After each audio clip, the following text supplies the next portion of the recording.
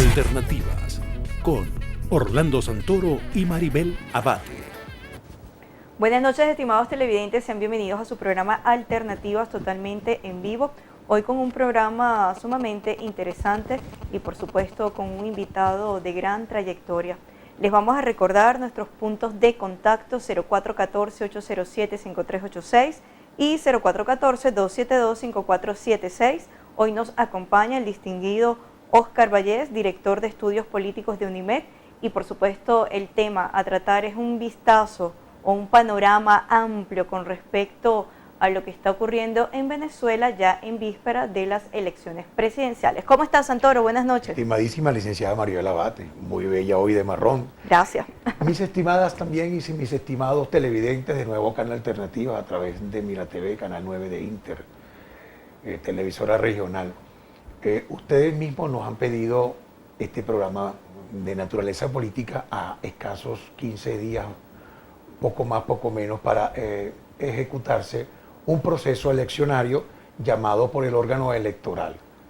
Un proceso eleccionario integral, porque además de escogerse nada más y nada menos que al Ejecutivo, al presidente de la República Bolivariana de Venezuela, también entran o se estriba en los parlamentos regionales y en los consejos municipales. Para eso hemos tenido la venia de traer acá y presentarles a el maestro Óscar Vallés. Él es politólogo, profesor universitario, jefe del Departamento de Estudios Políticos de la Universidad Metropolitana de Caracas, y que esta semana ha estado en el tapete de la comunicación. Las redes sociales han buscado mucho la intervención de una persona tan objetiva como el maestro Óscar Vallés, haciendo un panorama político tan estribado igualmente en lo atípico, por cuanto tenemos una oposición desunida, ¿verdad? Cada quien atenta contra sus propios enemigos en función de sus propios intereses, la oposición entre sí y contra el Ejecutivo, el presidente Nicolás Maduro, que también es candidato presidencial, contra la oposición y la guerra económica, y los oponentes entre sí. Tienen una confusión en el electorado venezolano, toda vez que por una parte se presentan aquellos que llaman a no ir a un proceso eleccionario a los fines de no convalidar o legitimar instituciones. Están aquellos que dicen que sí hay que acudir a un proceso totalmente democrático, que sería una especie de una oportunidad última, entre comillas, para irse a un proceso eleccionario, y tienen a la población, repito, en una total confusión, en una total ofuscación, solo a días del proceso eleccionario. Muchísimas gracias, maestro Óscar Vallés, gracias por estar aquí. Gracias por ocupar un valioso tiempo y venir acá a los Altos Mirandinos, aunque es un baluarte residente de los Altos Mirandinos. Nosotros siempre traemos acá y decimos que son unos baluartes, y es reconocido no solamente acá, a lo largo y ancho del país, sino a nivel internacional como politólogo. Gracias, Santoro, un placer estar con ustedes hoy y encantado pues de conversar sobre el tema político en estos apenas 2 semanas antes de un proceso electoral tan importante como el del 20 de mayo. Así es importante. Sumamente importante, porque el 20 de mayo, indistintamente de la posición que se tenga, ya sea que se piense que es un proceso electoral cuyo resultado sea considerado vinculante desde el punto de vista institucional en el país, o se considere un fraude, una estafa, un simulacro que sencillamente no cumple con los requerimientos que un proceso electoral limpio, equitativo y transparente, como establece la ley y la Constitución, se vaya a ejecutar el 20 de mayo. Lo importante sí es que el 20 de mayo es un impacto, un acontecimiento político, y responsablemente no podemos dejarlo de lado. Tenemos que más bien estar atentos con lo que no solamente sucede el 20 de mayo, sino incluso el impacto posterior que va a tener este evento del 20 de mayo, sobre todo en la comunidad internacional, y las consecuencias que internacionalmente va a tener esto para el país. Eso es lo que yo quiero analizar, qué piensa el orden interno del país y luego qué piensan pre y post a este proceso eleccionario los órganos internacionales, porque toda vez que hemos sido noticias al respecto. Lo curioso de todo esto es que si nosotros hacemos una historia en el último año, todo este acontecer de lo que fue desde abril del año 2017, eso debió a 2 sentencias de la Sala Constitucional, dando sin efecto a otro poder, prácticamente al poder electoral que había sido legítimamente escogido en un proceso también eleccionario el 6 de diciembre del 2015.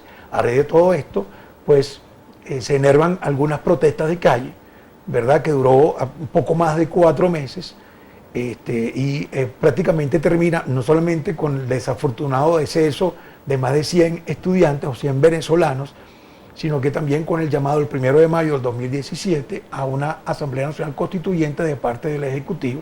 Ahí se torna una nueva discusión con respecto a una hermenéutica de nuestro texto constitucional, si podía o no podía de manera directa al Ejecutivo, pero sencillamente se va a un proceso eleccionario para los miembros de la Constituyente.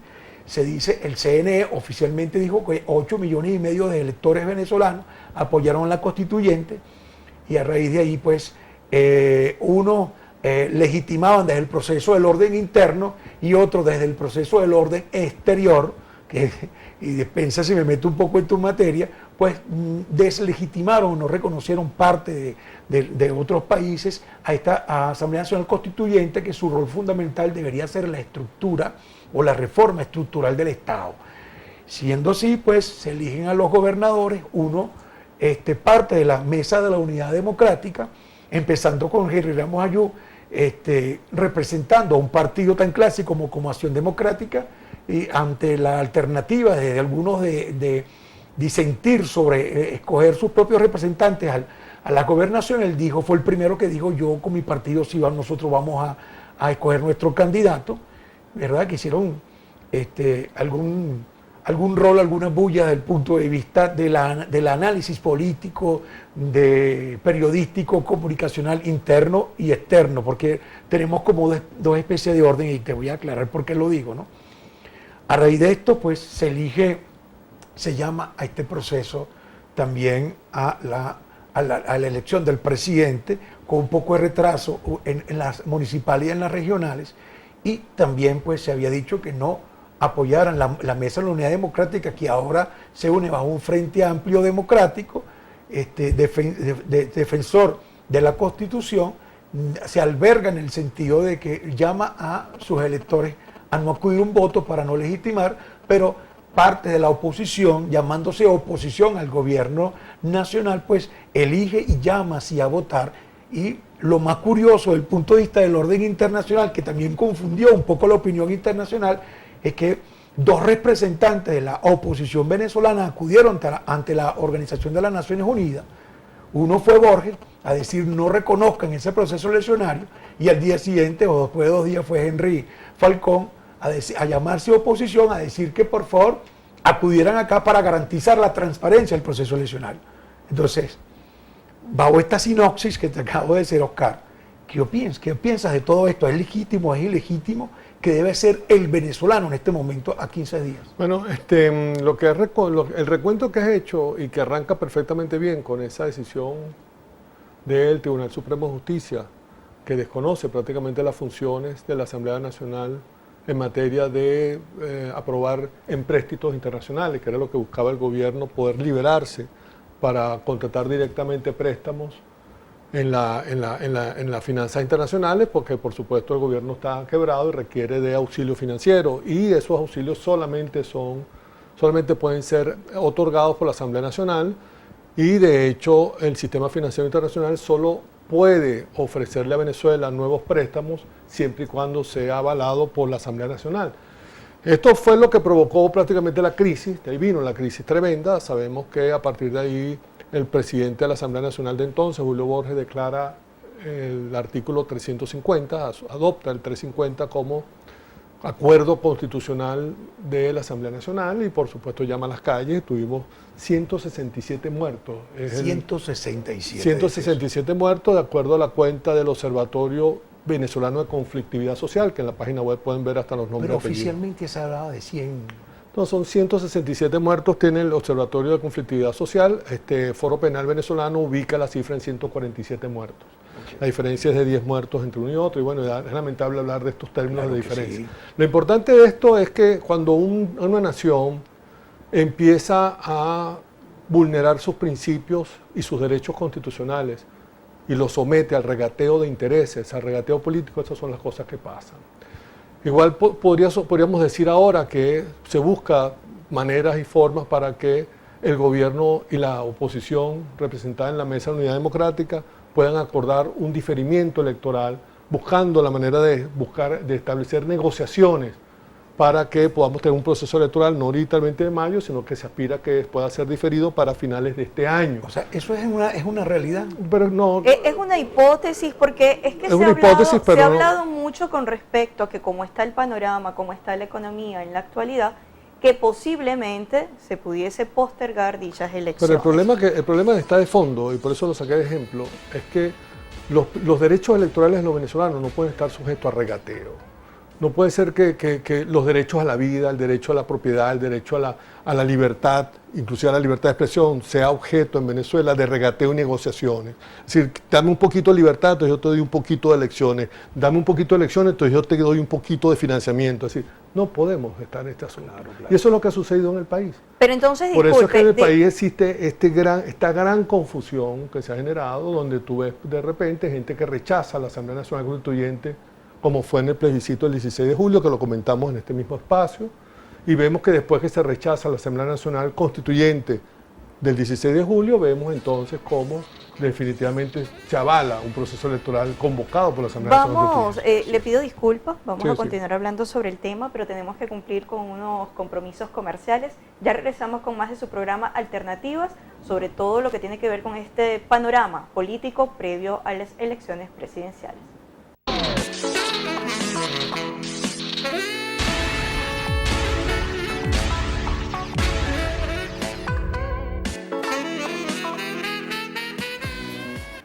Continuamos con tu espacio Alternativas. Hoy se lo dedicamos a la política, a un vistazo, a un acontecer político en víspera de las elecciones presidenciales el 20 de mayo. Estamos en presencia del profesor universitario, politólogo Oscar Vallés, jefe del Departamento de Estudios Políticos de la Universidad Metropolitana de Caracas. En una entrevista, Oscar, que lo vi de ayer pues, en las redes sociales, específicamente el Pitazo, comentaste que la solución del país no es ni moral ni político, sino estratégico. ¿A qué te referías con eso? Y de hecho lo recalcó el periodista ayer. Bueno, porque en Venezuela hay dos debates que están estructurados y que expresan muy bien la división opositora en Venezuela. Por un lado, quienes rechazan cualquier tipo de proceso político que pueda ser liderado por los poderes de facto que existen en Venezuela. Con ningún poder de facto me refiero a la Asamblea Nacional Constituyente.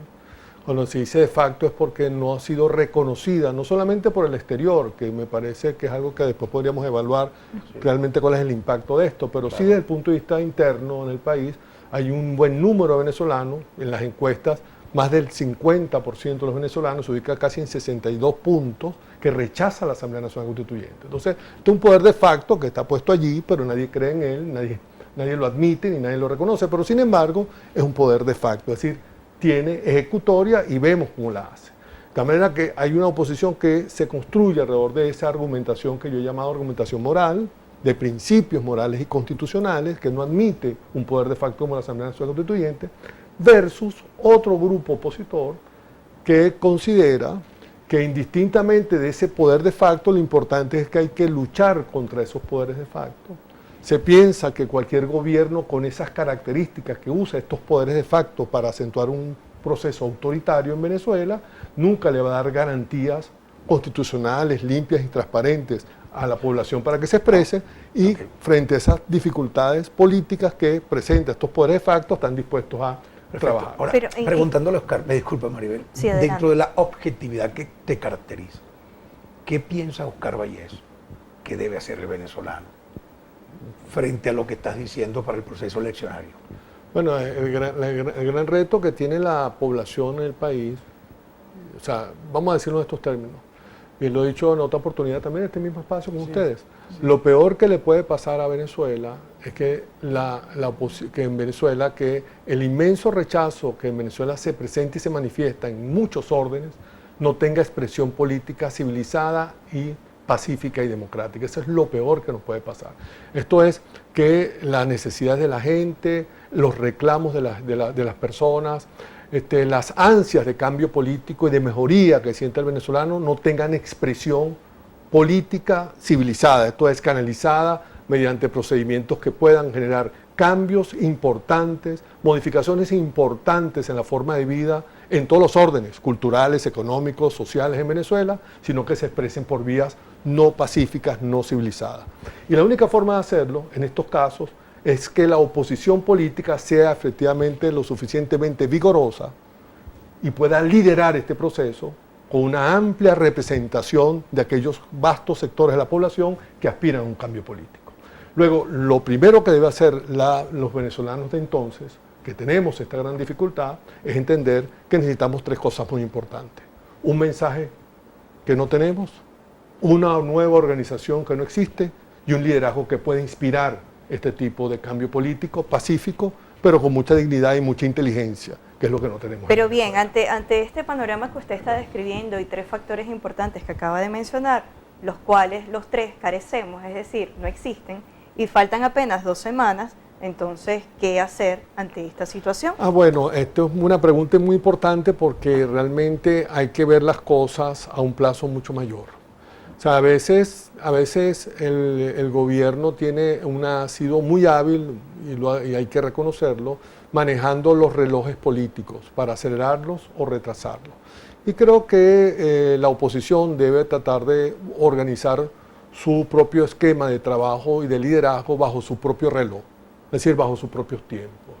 Quien convoca a un proceso electoral el 20 de mayo fue la Asamblea Nacional Constituyente. La Asamblea Nacional Constituyente decide un proceso electoral en los primeros 3 meses y después por conversaciones con el Consejo Nacional Electoral, pues sumamente complicado para el CNE organizar un proceso electoral de una forma tan próxima, difieren la fecha para el 20 de mayo. Pero el hecho de que sea en este segundo trimestre del proceso electoral y no en el último trimestre del año como habitualmente lo hacíamos, fue una decisión de la Asamblea Nacional Constituyente. Luego fue un tiempo puesto por la Asamblea Nacional Constituyente.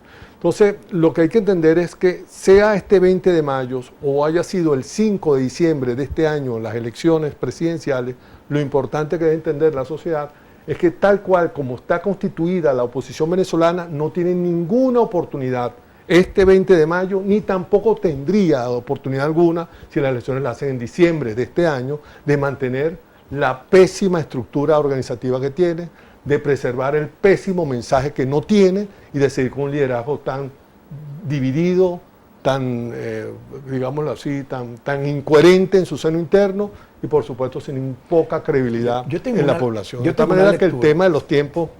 Yo tengo una lectura con respecto a eso y por favor corrígeme y para todos ustedes también que pueden participar a través del 0414-807-5386 y 0414-272-5476 vía texto. El tema se está tornando demasiado interesante. Lectura que yo le doy. Insistencia de Henry Falcón, un movimiento nuevo, avanzada progresista, ¿verdad? Que es un maximin, como dice tu persona, que es decir, aspira a grandes situaciones partiendo de lo pequeño, es la oportunidad de hacer conocer y ampliar un partido como Avanzada Progresista, nuevo, pequeño, tenía pocos procesos, pocos miembros activos en todo esto, y la insistencia de Bertucci también es ampliar pues esa filosofía que han trabajado en colocarla en el proceso eleccionario. Yo creo que ellos entienden contra qué están trabajando o el muro que se consiguen de frente, pero tienen esa insistencia y no hay una unidad entre ellos. No sé, corrígeme.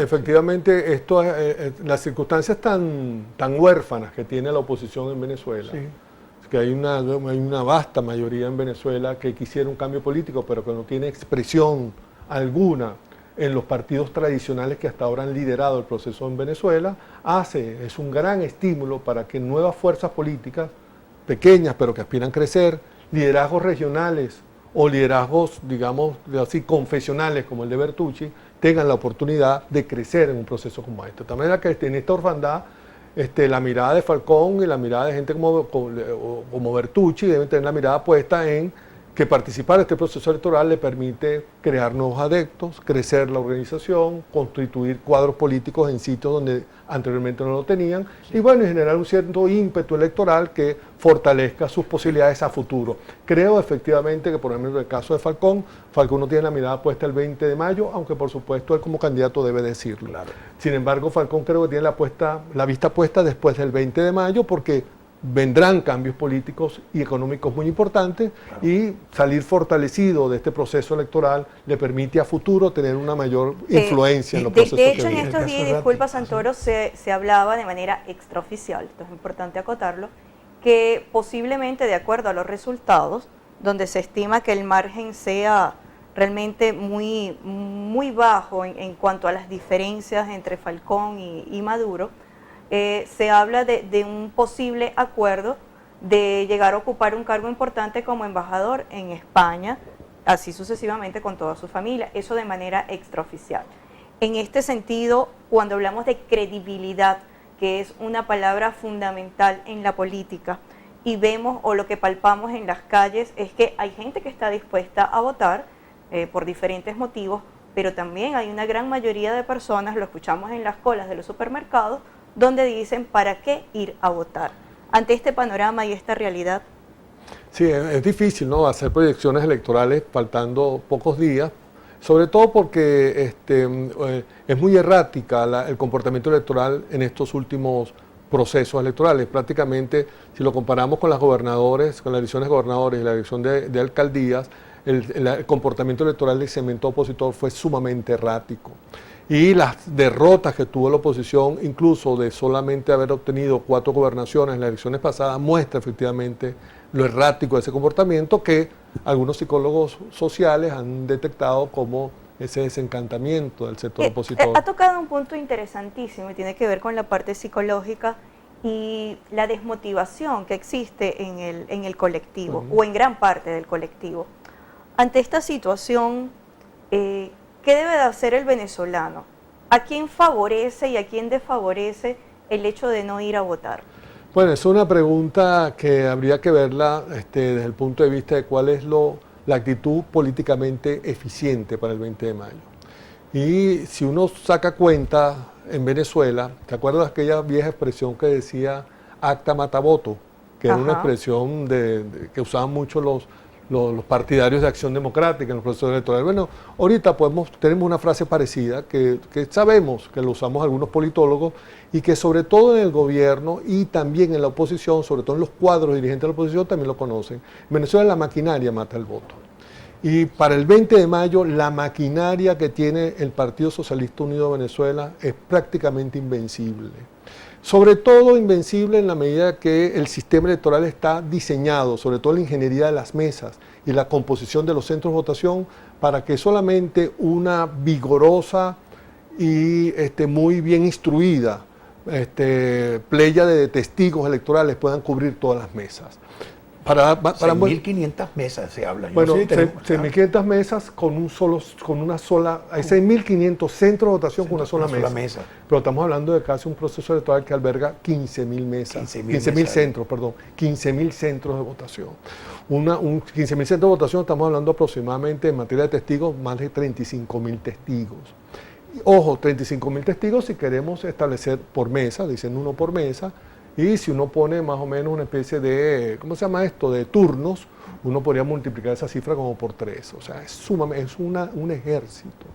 Y el problema de los partidos que acompañan a Falcón, precisamente como Avanzada Progresista, un partido prácticamente regional, en las elecciones de gobernadores ni siquiera logró cubrir el 60% de las mesas. Ustedes recordarán que Henry Falcón, en esa oportunidad, cuando pierde la gobernación, responsabilizó a Primero Justicia, a Voluntad Popular, que no cubrieron las mesas que se habían comprometido a cubrir, porque Avanzada Progresista no tiene capacidad ni siquiera para cubrir el Estado Lara, se puede imaginar a nivel nacional. De tal manera que ha sido muy insistente también, lo hemos visto en el jefe de comando de campaña, Claudio Fermín, algunos de sus voceros más importantes, el comando de campaña de Falcón, cómo ellos tratan de dar la sensación que hay partidarios de Acción Democrática, de Primero Justicia, que en los pueblos entonces hacen un saludo para Caripe y lanzan otro para qué sé yo, allá en Cacute, fulanito de tal de Acción Democrática que nos va a cuidar los votos. Sabemos que estos son sencillamente elementos efectistas, pero no tienen la maquinaria que tiene el PSUV. De hecho, el PSUV tuvo un primer simulacro este fin de semana. Sí. Y la gente, por supuesto, frente al simulacro, la gente lo que detecta es que, bueno, que hay una gran apatía, que no se presentó nadie a votar, pero para efectos desde el punto de vista interno de la maquinaria del PSUV fue totalmente positivo, porque ellos ahí detectan todo el movimiento, todos los sistemas que tienen en materia de telefonía celular, todos los sistemas que tienen en materia ¿cómo se llama? Que usan los sistemas automatizados de datos. Es decir, ellos tienen una maquinaria estupenda que se une para terminar con este terror de la maquinaria. Las sociales y sus integrantes que están involucrados. No, y está la nueva red de articulación de acción social que se ha incorporado al trabajo, la nueva red Somos Venezuela, que constituye también un punto clave. Están todo el sistema que está manejando los datos del Carnet de la Patria, que supera casi 16,5 millones de venezolanos que están inscritos allí. Estos carnets de la Patria van a ser totalmente cruzados con los sistemas QR que van a ser instalados en los puntos rojos, que ya están autorizados por el Consejo Nacional Electoral. Le quería preguntar con respecto a un activista de Submater, o sea, que sabes de eso. No, de la completamente. Yo creo que realmente el gran drama de Falcón, si se puede llamar así, siendo muy sensato en lo que quiero decir, el gran drama de Falcón no es la abstención. El gran drama de Falcón es cómo hacer posible la custodia electoral en cada centro de votación. Ha mencionado con respecto al código QR y es importante destacar y sobre todo, digamos que aclararle al electorado, los que tienen el carnet de la patria, si realmente es válido ir a votar con el carnet de la patria y no con la cédula de identidad. No, la activista Lucena muy responsablemente señaló lo que efectivamente está en la ley. El único documento válido para votar es la cédula de identidad. Ahora, bueno, importante esa aclaratoria, pero también hay algo importante. En días atrás conversaba con alguien afecto, vinculado al gobierno, y muy responsablemente me decía que el voto es secreto, cosa que es cierto. O sea, es imposible saber si la persona va a votar por Maduro, por Bertucci o por Falcón, de acuerdo a su preferencia, que es totalmente respetable. Sin embargo, me decía que aquel que no vaya a sufragar, a votar, se pudiese hacer como especie de una lista de tascón, donde para requisitos importantes como para salir del país, etcétera, las personas que no vayan a votar estarían en dicha lista. ¿Eso es posible? Bueno, en primer lugar, vamos a decirlo así, el registro electoral es un registro que está totalmente estructurado, está totalmente depurado y está totalmente identificado. Tanto el gobierno como la oposición, y esto lo digo con mucha responsabilidad, tienen cada uno de ellos el registro electoral completo, y en ese registro electoral lo tienen cruzado completo. En esos registros electorales saben quién firmó por primera vez contra Chávez en el referéndum, saben quiénes son los que firmaron la segunda vez en el reafirmazo, saben inclusive quiénes firmaron ahorita en el referéndum en 2016, saben quiénes, o sea, yo he visto, o sea, eso lo... Entonces no es secretado. Esto que estoy hablando yo aquí, eso lo saben, tanto lo saben los funcionarios del CNE, lo saben los altos jerarcas del PSUV como los altos jerarcas de la MUD. O sea, los periodistas que cubren la fuente electoral lo saben. Los registros electorales están todos tipificados. Te aprieta un botón, pones la función en un Excel y en Excel le dicen en un centro de votación medianamente cuántas de esas cédulas que están allí aparecen en la lista Tascón, por ejemplo. Es decir, que si ya la lista existe, de nada, no existiría un riesgo de tal manera que hay como 13 millones o 14 millones de venezolanos que estamos en el registro, que estamos plenamente identificados. O sea, el gobierno sabe efectivamente que en el Boribocio Vivas, en los altos Miraninos, en San Antonio, en la organización Las Minas, saben que allí hay 4.500 electores, de los cuales casi 4.000 sufragan contra el gobierno. Eso lo saben, ahí no hay ningún problema. También por el otro lado se sabe, por vía de la capta huella, cuando usted va a un centro de votación, usted tiene dos elementos de identificación del voto. Al ingreso, que cuando usted se registra allí le indican en qué mesa va a votar, y después cuando llega a la mesa usted pone su cédula de identidad, el presidente de la mesa, cuando usted pone su huella dactilar se activa la máquina. Y por supuesto se presume que el software no guarda esa relación binaria entre una huella dactilar y la activación de la máquina, pero si quisiera tenerlo lo puede hacer. Bueno, y muy interesante todo lo que nos está aclarando. Sabemos que es una persona con una vasta experiencia en cuanto al sistema electoral. Vamos a un corte comercial, regresamos con más del programa Alternativas. Importante su participación a través de la mensajería de texto, ya regresamos con más.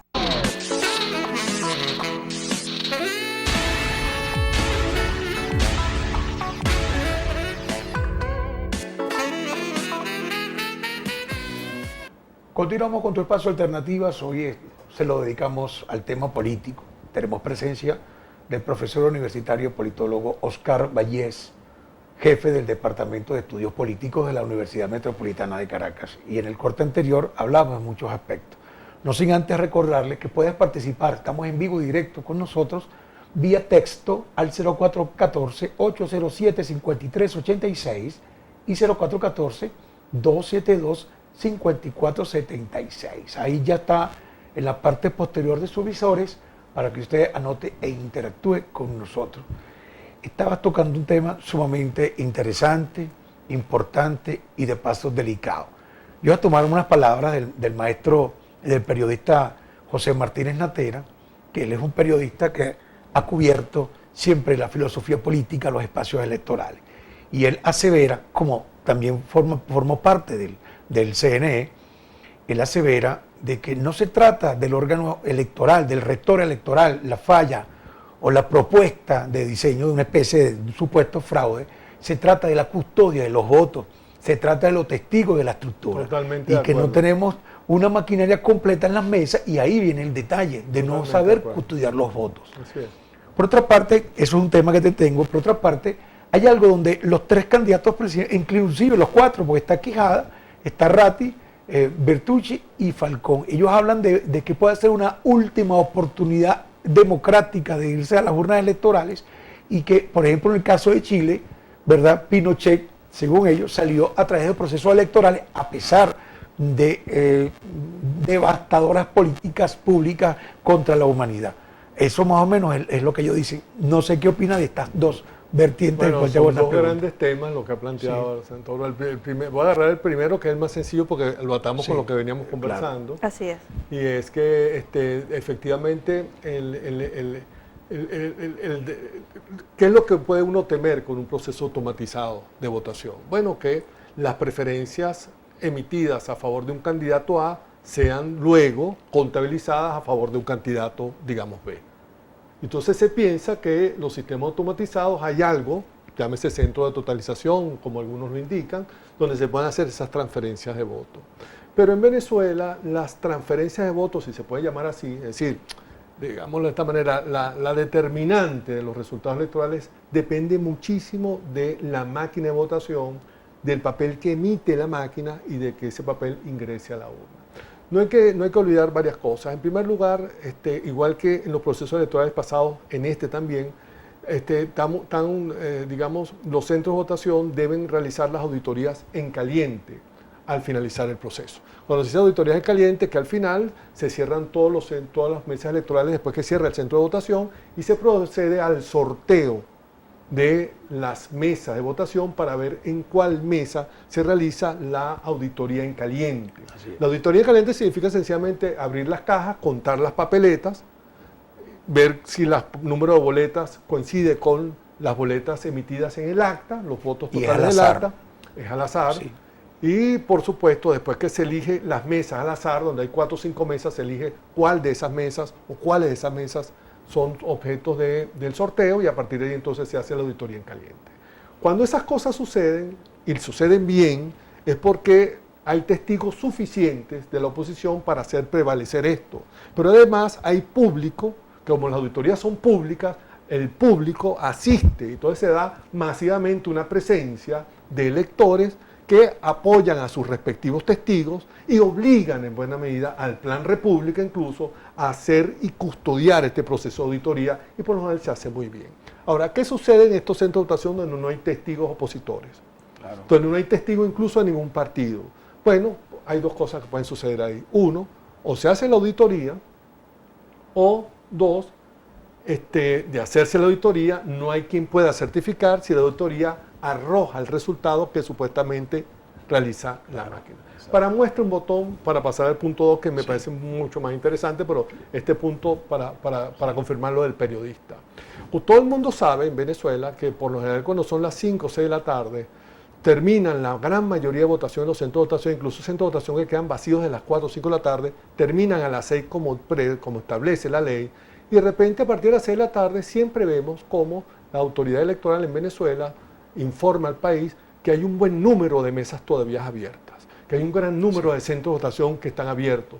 Y hemos visto también que pasan las 7, 8, 9 de la noche y vemos a voceros opositores protestando porque esos centros de votación no hay nadie en las colas, que esos centros de votación los mantienen abiertos y están vacíos, e inclusive se han dado en que pasan autobuses que llevan electores que aparecen a las 6, 7 de la noche o 8 de la noche, cuando prácticamente el resto de las mesas están cerradas, a depositar votos.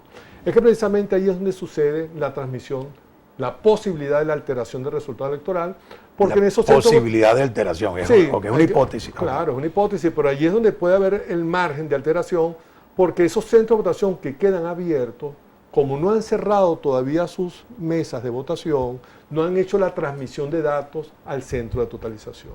Entonces el centro de totalización, como a las 5 o 6 de la tarde, ya tiene más o menos el 70% de las mesas cerradas y sabe efectivamente el centro de totalización cómo va el resultado electoral.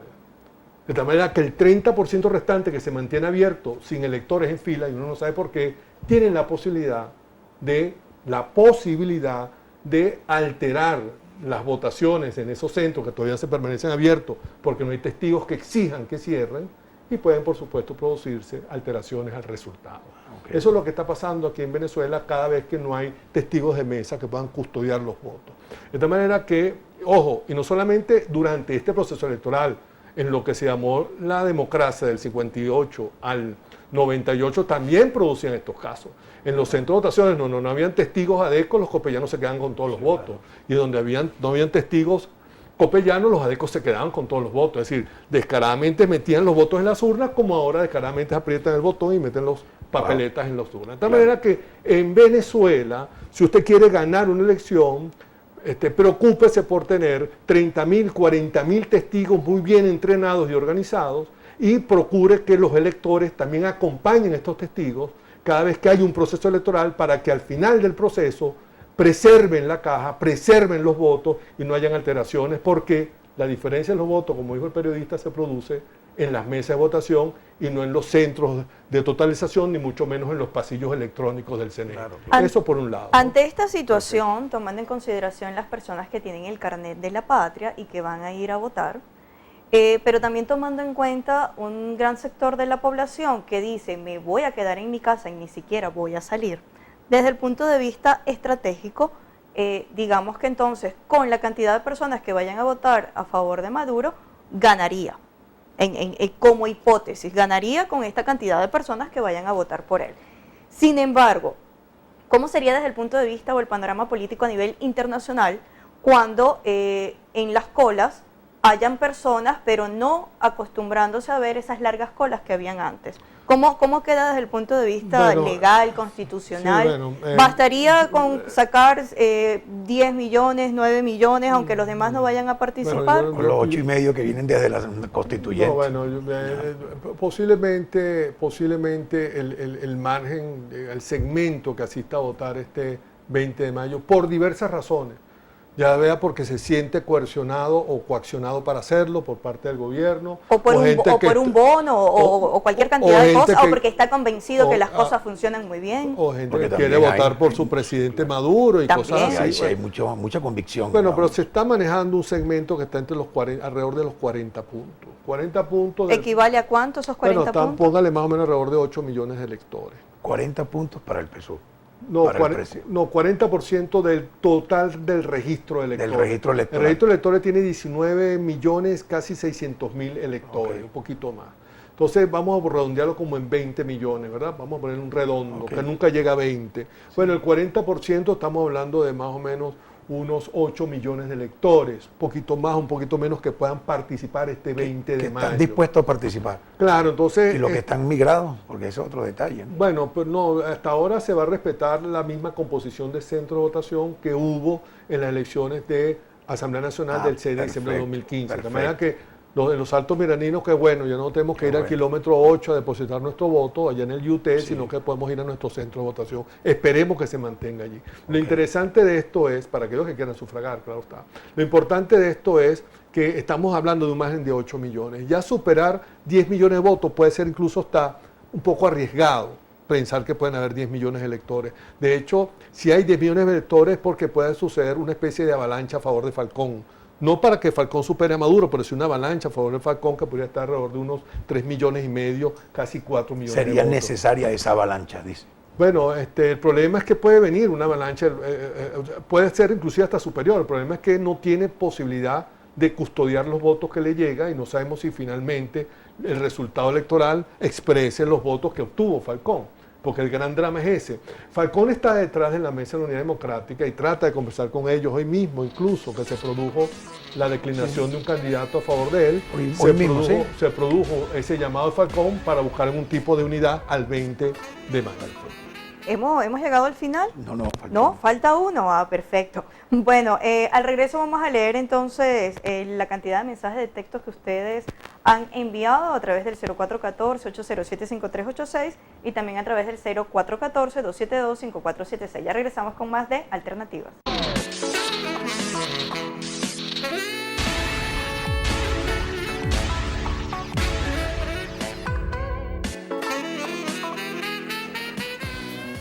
Continuamos con el espacio Alternativas, última sección, hoy dedicado al aspecto político de cara a las elecciones presidenciales y regionales y municipales para el 20 de mayo. Tenemos presencia del politólogo Oscar Vallés. Muy interesante, Oscar, lo que has venido diciendo. Hay muchas llamadas, muchos mensajes de texto. Aquí, por ejemplo, nos dice, los dos gallos son buenos, Henry y Falcón. Lo importante es recobrar la democracia, perdón. Aquí se equivocaron, dieron dictadura, es democracia en este caso, creo. ¿Qué propuesta puede tener? Tenemos pendiente todavía si verdad sería una última posibilidad electoral y democrática, como así lo dicen estos dos candidatos, Bertucci y Falcón, cada quien en su manera, pero más o menos soy consciente, como sucedió en Chile. ¿Y qué propuesta está presentando, por ejemplo, el presidente Maduro para su propia campaña frente a 18 años de un decline? O sea, ¿qué propuesta incentiva está dando? Porque de verdad yo no la veo tan clara, pero tiene muchas personas convincentes al respecto. Sí, bueno, lo que sí es cierto es, pase lo que pase el 20 de mayo, que uno dice pase lo que pase, pero sabemos que el margen de un resultado inesperado es muy menor. Claro.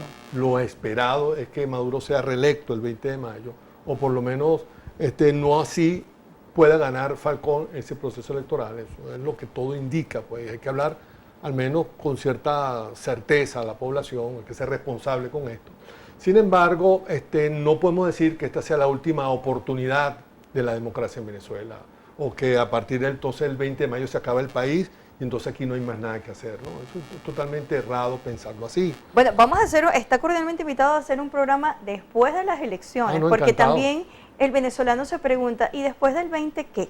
O sea, ¿se van a acabar las colas? ¿La gente va a comer mejor? ¿Van a tener mejores salarios? Después del 20, ¿qué sucede? Porque por lo general se sacan ejemplos muy importantes y siempre. Hay muchos estudios, hay una gran investigación. De hecho, yo tengo un colega con quien tengo el gusto siempre de conversar y hemos hecho trabajo juntos, que es John Magdaleno, que hemos examinado las transiciones políticas que se han realizado en los últimos 60, 70 años, no solamente en América Latina, sino en los países donde han habido grandes crisis políticas y cómo han sucedido las transformaciones o las transiciones hacia procesos pacíficos, democráticos que han echado para adelante las naciones. El caso de Pinochet en Chile es un caso emblemático de esto. Pero lo que hay que entender es que en estos casos, por lo general, cuando se ha dado una transición política y la elección ha sido un elemento importante para que esta transición pueda darse, es precisamente porque la oposición política está totalmente unida, tiene una estrategia unitaria, tiene un gran vigor, una gran credibilidad y reconocimiento, no solamente por sus pares nacionales, sino también por la comunidad internacional. Que no es el caso de la oposición actual. Que no es el caso de la oposición actual. Lo primero que tiene que hacer la oposición es recomponerse, reconstituirse, dirimir sus problemas internos, clarificar el horizonte, tener claridad de metas y de propósitos, transmitirle al país un mensaje positivo con respecto a lo que hay que hacer en adelante después del 21, porque el 20 de mayo no se acaba el país.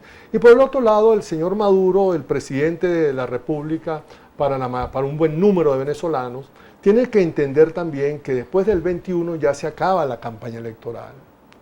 Y frente a lo que corresponde a la crisis enorme que se abre en Venezuela como un gran boquete, la presidencia y el gobierno tendrán que tener en cuenta que tienen tres alternativas. O modifican la estrategia económica y hacen una apertura al modelo económico, de tal modo que puedan reactivar y paliar la crisis humanitaria para que puedan al menos mantener su dominio político, una opción. La segunda opción es abrir las compuertas del dominio político, flexibilizar el autoritarismo político, de tal manera que pueda incentivar la coparticipación de sectores hasta ahora desplazados del centro de toma de decisiones para reflotar precisamente la crisis económica y humanitaria, o en tercer lugar, entonces estaremos frente a un colapso. Esto es, que la crisis económica no encuentre alternativas de solución y esto genera un colapso en el dominio político que se pretende hacer a través de esa de todas posición es por el económica. éxito del presidente si llega a ser reelegido, pues el éxito o con una concertación de él para levantar el país nuevamente sería el éxito de todos los venezolanos. Ahora, Para poner los dos términos, así y para decir sobre las cámaras a las personas que nos ven. O sea, de no haber sucedido la elección del 20 de mayo, nadie esperaba que el 20 de mayo iba a haber elecciones presidenciales. En el mes de enero todo el mundo tenía previsto que la elección podía ser a finales de este año. Así va a ser. Imagínense ese país. Pasa el 20 de mayo y Maduro va a seguir siendo presidente del país. Igualito lo pensamos en enero. De la manera que el problema aquí es otro, un problema más de fondo. Un problema en el cual efectivamente, si el bloque hegemónico dominante en Venezuela no entiende que mantener una política estructurada como se tiene en el campo de la economía asfixia, como está asfixiando a la población, van a haber grandes problemas para mantener ese dominio político en el corto plazo. De la manera que es importante la apertura económica o la apertura política. Lo que no es posible en Venezuela es un país donde estén cerradas tanto las estructuras económicas como las estructuras políticas. Eso, por supuesto, lleva a un colapso. Y ojo, y el colapso es fundamentalmente de quien ahorita ejerce el dominio político del gobierno. Claro, está totalmente entendido. Pero es así. Hoy se hablaba de una nueva sanción desde el Fondo Monetario Internacional de Venezuela por no completar las cuentas. Bueno, eso fue una censura que le hace el Fondo Monetario porque Venezuela tiene cuentas oscuras. O sea, Venezuela usa la caja negra de hace ¿Y mucho cuáles son las tiempo. repercusiones de esa sanción? Bueno, es una amonestación más. El Fondo Monetario Internacional ha hecho varias amonestaciones al gobierno venezolano porque no presenta ante el Fondo Monetario Internacional como ese compromiso de todos los que constituyen este fondo, que es un fondo multilateral que Venezuela es signataria del fondo y patrocina y forma parte del fondo. Todos los países que lo han constituido están comprometidos en entregar sus cuentas de macroeconomía y fiscales claras y abiertas, balanzas de pago, índice de inflación, Producto Interno Bruto, etc. Y Venezuela, ustedes saben muy bien que el gobierno venezolano desde hace mucho tiempo no le gusta mostrar las pésimas cifras de su gestión pública, de tal manera que trata de maquillarlas y el Fondo Monetario Internacional no acepta sencillamente cifras Yo quiero maquilladas. preguntarle antes de finalizar con mucha responsabilidad, ante los 11 directivos de Banesco que están detenidos, ante estas sanciones por parte del Fondo Monetario Internacional, ante todos los precios que aumentan, yo creo ya no es diariamente, ya es minuto a minuto, como sucedió en Argentina, y esta bombona, digamos que de oxígeno que existe, como cuando una persona está allí, que para poder respirar tiene allí la bomba al lado, que no respira por sí sola, gane Maduro o gane Falcón o gane quien gane, ¿se puede sostener un país bajo las condiciones en las que estamos viviendo? No, imposible.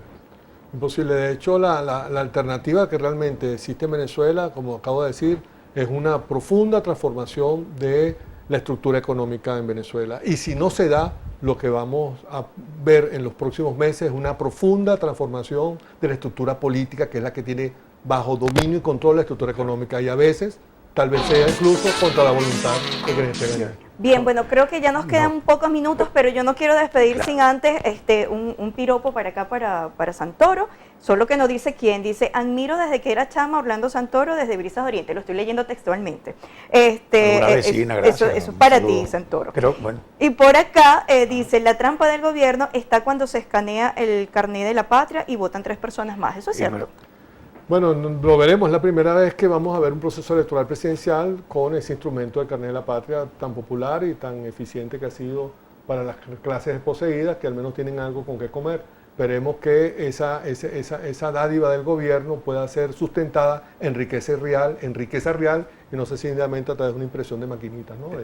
Que es el gran problema. ¿Usted va a votar el 20? No creo. no creo que vaya a votar el 20, creo que voy a acompañar a mis vecinos, a mis familiares y a mis amigos, que estamos muy preocupados por ver una oposición política tan dividida. Nunca he sido correligionario del gobierno, quienes me conocen y el gobierno lo saben perfectamente bien, pero efectivamente tampoco respaldamos una oposición en estos casos, como está en Venezuela. Agradecemos su sinceridad, agradecemos Julio Sosa su Branger le manda conocimiento. saludos aquí. No, bueno, un saludo para Julio Sosa, vecino allá vecino suyo, creo, Sí, por allá arriba. por allá arriba. Mira, Santoro, antes que el director nos coloque la musiquita para finalizar, yo quiero felicitar a mi hija que cumplirá año mañana, precisamente caramba. 10 años, para la principesa de la casa, Carla Montserrat, y mi mamá que va a cumplir el día 10 y está en este momento en Los Altos Mirandinos viendo el programa. Felicitaciones, te quiero mucho, gracias por existir. Claro. Ahora sí. Aquí pregunta también que qué te parece el Tribunal Supremo en el exilio, que si fue un juicio político o penal, si es legítimo. Bueno, hasta ahora supuestamente es un juicio penal y está en curso todavía, está en pleno trámite. Más penal que político. No, es penal, se está acusando al presidente de la República de corrupción administrativa. Claro, porque si fuese, por ejemplo, derechos humanos, fuese más político. Bueno, Más- derechos humanos es penal también. Si es una Claro. violación de derechos humanos, es la Corte Internacional Penal ¿Qué de La crees Haya. tú, qué crees que pueda suceder con esto? Porque esa es la pregunta que nos hace el televidente. Bueno, creo que es un gran expediente que se está haciendo, un expediente, por supuesto, que a la larga siempre tiene consecuencias que creo que el gobierno y quienes lo constituyen deberían tener mucho más cuidado y estar más atentos con esta línea de trabajo de investigación que tiene el Tribunal Supremo en el exilio y darse cuenta que es un campanazo para que cambien de actitud y puedan hacer los correctivos necesarios. Claro, bueno, muchísimas gracias Muchas al maestro profesor universitario Muchas Oscar Vallés Gracias. por estar aquí con nosotros. Agradecida. Gracias. Él es un Gracias. hombre muy Cumpleaños, ocupado y de Gracias. verdad, bueno, tiene la deferencia de venir acá a los Encantado Altos para mí, Mirandinos. un placer. Gracias. Bueno, nuestra invitación se extiende a ver la reposición de este espacio para el próximo día, viernes, de 7 a 8 de la noche, para que lo promueva. Y por supuesto, el próximo martes, otro interesante programa. Alternativas. Gracias, Maribel. Gracias, San Gracias. Antonio. Gracias a Kimberly. Hasta entonces y que Dios los bendiga.